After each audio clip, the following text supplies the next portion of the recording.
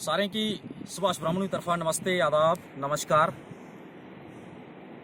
इस वेले तुस अपने मोबाइल स्क्रीन के उपर Subhash Brahmanu and Arvind Brahmanu YouTube channel के माध्यम कन्नै जिहड़े दृश्य दिखा रहे हो, ये विजुअल न डिस्ट्रिक्ट कठुआ के त्योता पंचायत के ठिंगन वार्ड दियां, ward number 1 Thingan Tyota panchayat constituency Basohli. तो असीं की मौका लग्या इत्थे आउणा दा, ते मेरे कन्नै मेरे सारे पार्टी मैंबर ते साढ़े गाइड इत्थों दे लोकल नाम दस्सङन अपना, केह् नाम बिशन जी भी साढ़े कन्नै न। ते बड़े अच्छे व्यूज़ पिच्छे तुस दिक्खी सकदे हो, प्हाड़ियों उप्पर बर्फ भी पेदी है। तो लाओ इत्थों एक मिट्ठी सुरीली डोगरी भाख थुआढ़े सामने पेश कराने आं। उम्मीद है सारें की पसंद आऊग, ते पसंद आवे भाख ते ज़्यादा कोला ज़्यादा शेयर करेओ। लाओ पेश कराने आं ठिंगन त्योता कॉन्स्टिट्यूंसी बसोली डिस्ट्रिक्ट कठुआ दा ये प्यारी देई भाख पेश है थोड़ा सामने। मीना चढ़िया बेच तारा मेरी जाना, मीना चढ़िया बेच तारा,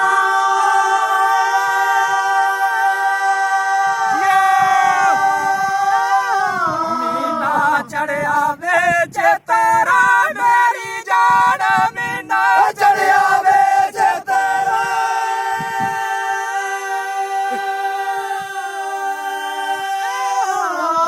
मच्छी तड़फे बेल तारा मेरी जाना, मच्छी तड़फे बेल तारा,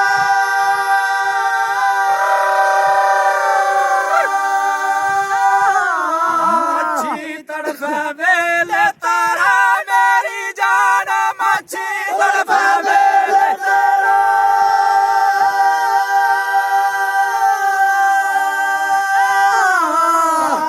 नदियां बेडुगिया मेरी जाना, चारे नदियां बेडुगिया,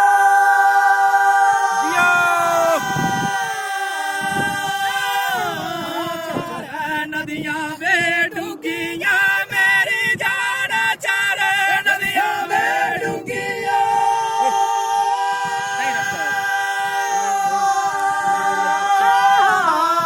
चारे तारू बे पाताले